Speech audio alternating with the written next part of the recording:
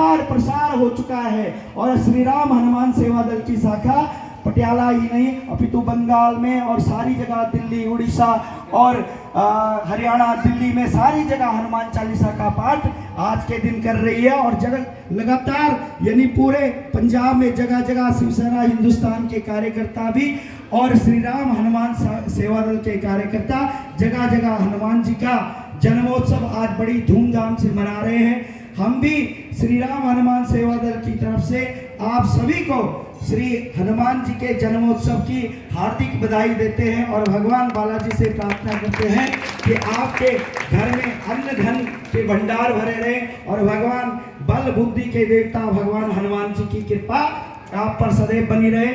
आओ एक बार जोर से जय घोष करें, जय करो वीर बजरंगे, हर हर महादेव। जैसा कि आपको मालूम ही है, एक श्रृंखला श्री राम हनुमान सेवा दल ने चला रखी है कि हर सप्ताह एक प्रश्न पूछा जाता है और भक्तजन उसका प्रश्न पूछ के उत्तर ढूंढ के लाते हैं। तो जो पिछले सप्ताह प्रश्न पूछा गया था कि माँ दुर्गा के कितने भुजाएं हैं और उन भुजाओं में कौन कौन से शस्त्र है, उन भुजाओं में क्या क्या चीज़ है। तो जो भी भक्तजन इसके बारे में जानकारी हासिल करके आए हैं, मैं उनसे अनुरोध करूंगा कि वो आएँ और सभी भक्तजनों को इसके बारे में जानकारी दें। जय श्री राम। जय श्री राम। माँ दुर्गा के स्वरूप में 8 भुजाएं हैं, उनमें चक्र, वज्र, दंड, धनुष, त्रिशूल,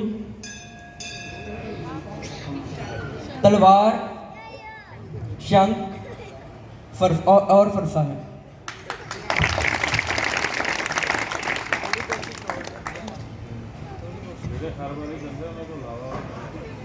जय श्री राम। जय माता दी। माता दुर्गा है 8 पूजन है, 8 ही उनके शास्त्र है। पहले एक हाथ में सुदर्शन चक्र है, दूसरे में फूल है, तीसरे में त्रिशूल है, चौथे में उनके हाथ में गदा है और 6वें हाथ में उनके दुश्मन है, 7वें हाथ में उनको गदा है और जो 8वां हाथ है वो माता का हमको आशीर्वाद देती हैं। उन हाथ के बीच में लिखा हुआ है ओम जय माता दी, बोल दुर्गा माता दी जय। जय श्री राम।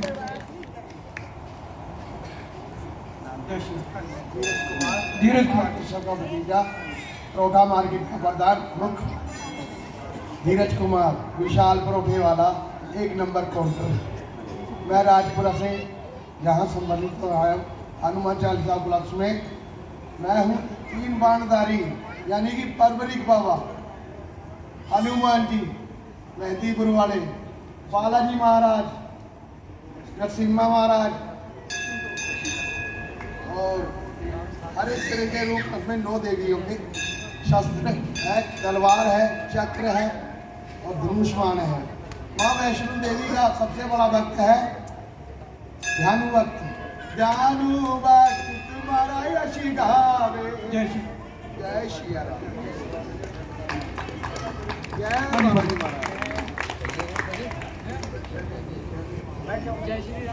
सदाशिव द्वारा प्रकट देवी के 8 भुजाएं हैं, जिनमें पहली भुजा में शंख, चक्र, गदा, तलवार, धनुष्मान, तलवार, शंख, चक्र, गदा, पदम और इत्यादि है। और किसी ने भी जवाब ढूंढा हो तो आ जाए, क्योंकि ये लोग तकरीबन हमेशा ही जवाब देते हैं। अगर आपको भी किसी को भी कुछ पता हो कि माँ दुर्गा के अष्टभुजी रूप में वो क्या क्या धारण करती है, किसी ने और माताएं आए और निसंकोच होकर के उत्तर दें। किसी के पास याद हो, चलिए कोई बात नहीं। भगवती माता का एक श्लोक है, शंखम चक्र गदेषु चाप परिघान चूलम मुसंडिम सिरा शंखम संदस्ति कृष्ण नयनाम सर्वांग भूषावृताम नीला श्याम पाद दशकाम सैवे महाकालिकाम यामा सितो पितो हरो कमलजो हंतुम मधुम कैटवम। ये 8 भुजाएं हैं और 8 भुजाओं का रूप जब वो मधु कैटव को मारने के लिए मां ने धारण किया था, वो अष्टभुजी दुर्गा कहलाई। आओ एक बार जोर से जय घोष करें माता जय करा मां शेरावाली। अब मैं निवेदन करूंगा हमारे राष्ट्रीय चेयरमैन श्रीमान पवन कुमार गुप्ता जी से कि इनका सम्मान करें और 2 शब्द के रूप में आज के विचार व्यक्त करें। श्रीमान पवन कुमार गुप्ता जी, जोरदार तालियों से इनका हौसला अफजाई किया जाए।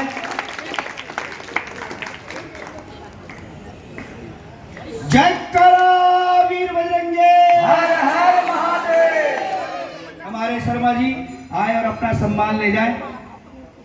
और इसके बाद माता जी भी हर बार प्रश्न का उत्तर देती हैं।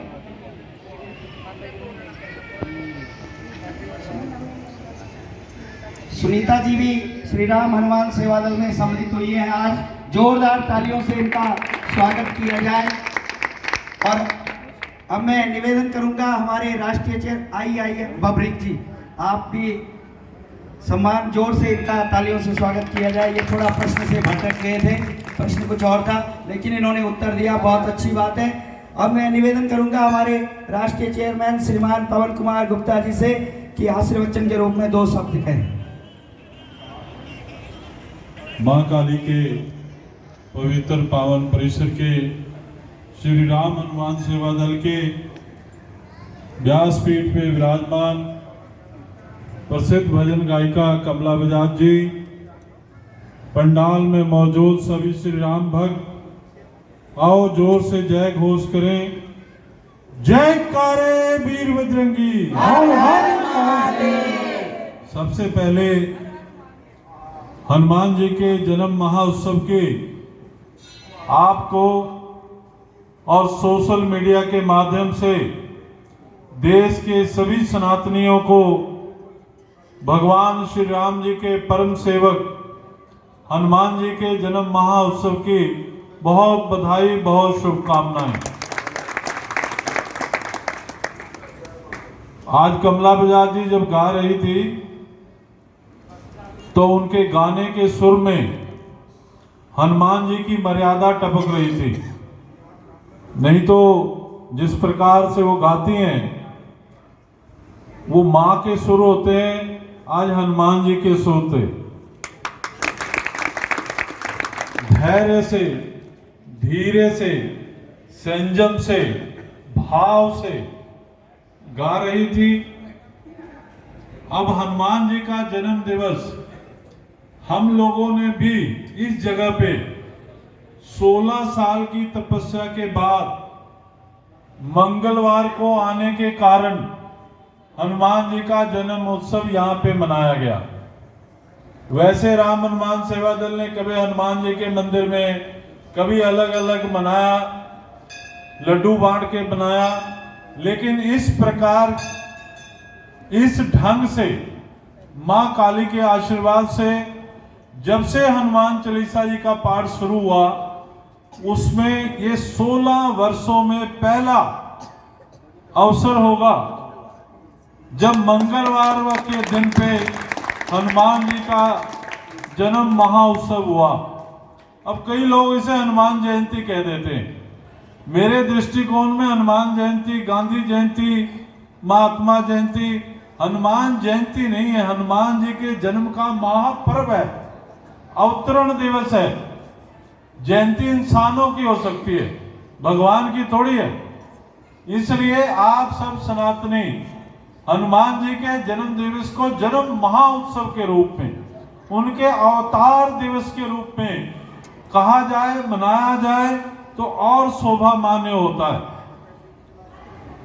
और दूसरी बात रही हनुमान जी के जन्म दिवस के संबंध में, तो आप जब हनुमान जी की कथाएं पढ़ेंगी, रामायण में एक कथा आती है कि रावण के पुत्र मेघनाद ने नाग फांस में मर्यादा पुरुषोत्तम भगवान राम सहित सारे रामादल को बांध दिया।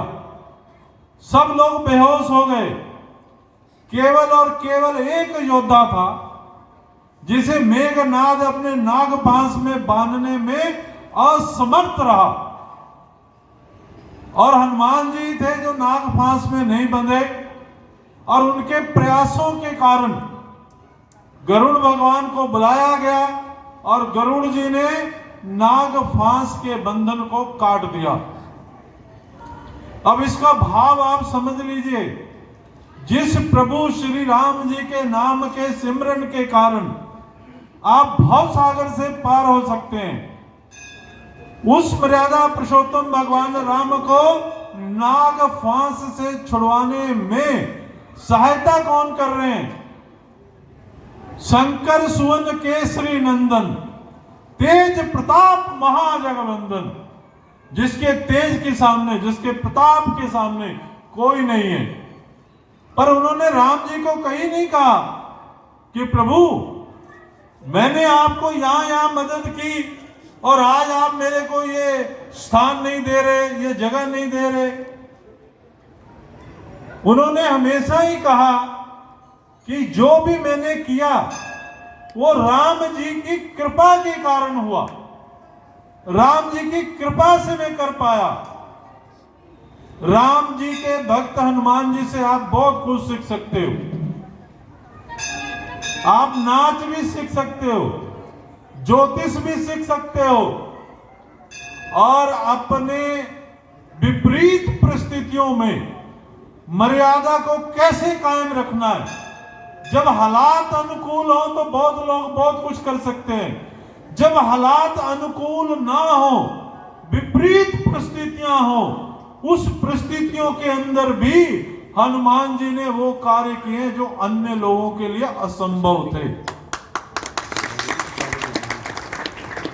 हनुमान जी के दिवस पे, उनके अवतार पे आप समझ लो कि सूर्य भगवान उनके गुरु हैं। सूर्य की जितनी रफ्तार थी उसके उलट दिशा में चल करके उन्होंने शास्त्र की शिक्षा ली। सूर्य भगवान का ताप कितना होगा और उनकी तेजी कितनी होगी, उनके रथ के सामने मुंह करके उल्टी दिशा में हनुमान जी चले और चलते चलते शिक्षा ली। अब गुरुजी ये नहीं थे कि खाली बैठे थे और उन्होंने विद्यालय लगाया, चक्कर लगा रहे थे संसार का और सूर्य भगवान उन्हें विद्या दे रहे थे। और जब उन्हें लक्ष्मण जी को शक्ति बाण लग गया और संजीवनी लेने जाने लगे तो उन्होंने निवेदन भी किया सूर्य देवता से कि आपकी किरणें आएंगी तो सूर्य कुल में अंधेरा हो जाएगा, इसलिए भगवान आप समय से पहले मत उगना। और साथ साथ अपने शक्ति का परिचय भी दे दिया कि प्रभु याद रहे कि आपका पाला हनुमान से है और आप जान रहे हैं कि हनुमान कितना मतवाला है। बाल काल से जान रहे हो, बचपन से जान रहे हो कि मैंने आपको मुख में रख लिया था। पहले तो देवताओं ने छुड़ा दिया, अब लक्ष्मण के प्राण आने पर ही आपका फिर बंदी मोचन होगा। जिसका आप अवतार दिवस मना रहे हो, जिसको आप अवतरण दिवस के रूप में समझ रहे हो, उस हनुमान जी को पढ़ना भी जरूरी है। हम इतनी बड़ी संख्या में एक सवाल पूछा गया कि मां दुर्गा के हाथों में शस्त्र कौन से हैं, हम बता नहीं पा रहे। नौ नवरात्रे अभी गए, 9 रातों को हमने व्रत रखा, माता के चित्र हम रोज देख रहे हैं। हमारी माताएं अपने बच्चे को जन्म कैसे देंगी जब अपने बच्चों को हम बता नहीं पा रहे कि मां दुर्गा कौन है। मां दुर्गा ने अपने हाथों में शस्त्र कौन से धारण किए। अब नहीं आप सिखाओगे, नहीं आप समझाओगे तो फिर आगे आगे जो परिस्थितियां बन रही हैं वो नाचने गाने से परिस्थितियां अनुकूल नहीं होंगी, वो अनुकूल होंगी मां दुर्गा के रूपों को देखने के कारण, वो अनुरूप होंगी मां दुर्गा के 9 रूपों को पढ़ने के कारण, वो अनुकूल होंगी जीजाबाई की जीवनी को पढ़ने के कारण, वो अनुकूल होंगी भगवान कृष्ण के पूरे जीवन गाथा को पढ़ने के कारण। अगर आप समझो कि केवल दर्शन करने से सब कुछ हो जाए तो जो दुष्ट आत्माएं थी जो महाभारत काल में थी, वो रोज भगवान कृष्ण के दर्शन करती थी, साक्षात दर्शन करती थी। पर भगवान कृष्ण को फिर भी उनके खिलाफ युद्ध करना पड़ा, लड़ना पड़ा। राम जी के दर्शन रोज रावण की सेना करती थी, रावण सहित उनका पूरा खानदान करता था, लेकिन राम को उनको सबक सिखाने के लिए युद्ध के मैदान में युद्ध करना पड़ा। केवल उनकी मनमोहक तस्वीर से नई स्थितियां अनुकूल हो गई।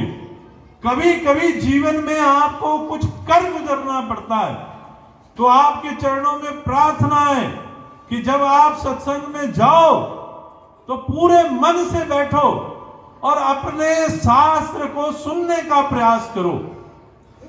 शास्त्र सुनो और शास्त्र में शस्त्र की जो विद्या बताई है उस विद्या को ग्रहण करो।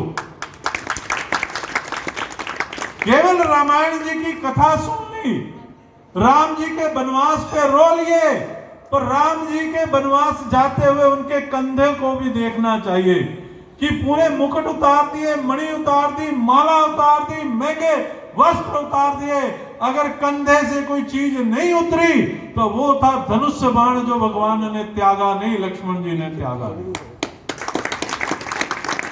भले मुकुट चला गया, भले मणि चली गई। अब हम भगवान कृष्ण जी को भी देखते हैं, उनकी बांसुरी देखते हैं, उनकी माधुरता देखते हैं, लेकिन साथ साथ उनके चक्र सुदर्शन को भी देखना चाहिए। जिनसे उन्होंने माखन खाया, मिश्री खाई, वही उन्होंने मल्ल युद्ध भी सीखा, पहलवानी भी सीखी, और कंस मामा के दरबार में जाकर के उनके बड़े बड़े पहलवानों को चित्त से पटक दिया। केवल बांसुरी नहीं बजाई, कहने वो तो भगवान थे। जब आपके सोचने की सीमा से परे हो जाती है कोई बात, तो इंसान ने एक युक्ति ढूंढी है, फिर वो कहता है ये तो भगवान थे। भगवान के सामने हम कहां? हनुमान जी ने भी अपने जीवन काल में वो सारी बातें की जो उस समय बहुत विकट थी, जो बहुत कठिन थी, लेकिन उन्होंने त्याग नहीं किया, उन्होंने हार नहीं मानी। उन्होंने कहा कि प्रयास किया जाएगा, कोशिश की जाएगी। हम देखने आगरा चले जाते हैं, जहां मृत प्राणी के ऊपर आगरा महल बना। अगर प्रेम देखना है तो मर्यादा पुरुषोत्तम भगवान राम का प्रेम देखो, जिन्होंने अपनी धर्म पत्नी के लिए समुद्र के ऊपर सेतु बांध दिया। ये प्रेम कम था? अब तालियां क्यों नहीं बजी? मर्यादा पुरुषोत्तम राम का प्रेम कम था अपनी धर्म पत्नी के लिए? समुद्र पे इतिहास में, विश्व के इतिहास में ऐसा नहीं हुआ कि किसी पति ने अपनी पत्नी के लिए, उसकी सुरक्षा के लिए, उसकी रक्षा के लिए समुद्र पे सेतु बांध दिया हो। ये केवल और केवल हमारे धर्म में, हमारे सनातन में भगवान राम ने करके दिखाया। और उस समय के विश्व विजयी रावण से जाकर के भिड़ गए। अपने राज्य की सेना नहीं मांगी, अपने मामा की सेना नहीं मांगी, अपने रिश्तेदारों से सहायता नहीं मांगी, निज फोर्स पे, निज बल पे। तो इसलिए हनुमान जी के जीवन से, उनके जन्म महोत्सव से सीखने की जरूरत है। हमें अपने शास्त्रों से जुड़ने की जरूरत है। केवल कोई संत आ गए, कथा हो रही है, चलो पूरी भीड़ बना के कथा चले गए, और पूछ लिया जाए कि कथा में समझ क्या आई, तो कुछ पता नहीं। बस केवल कथा सुनने गए और सुन करके वापस आ गए, ग्रहण नहीं किया।